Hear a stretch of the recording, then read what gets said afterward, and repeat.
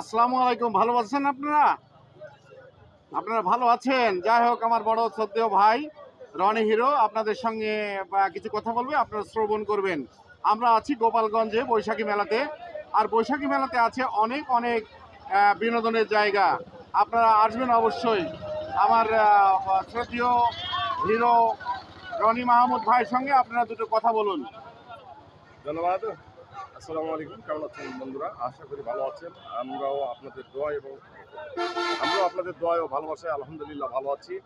তো আমরা আছি এখন বর্তমানে ব্যাসপুর বাস স্ট্যান্ড সংলগ্ন বিশ্বনাথপুর বৈশাখী মেলা মাঠ প্রাঙ্গণ। এখানে বিনোদনের অনেকগুলো অপশন রয়েছে। বিস্বাদন লাইন সার্কাস, এখানে বাচ্চাদের খেলনার অনেক বিনোদন রয়েছে।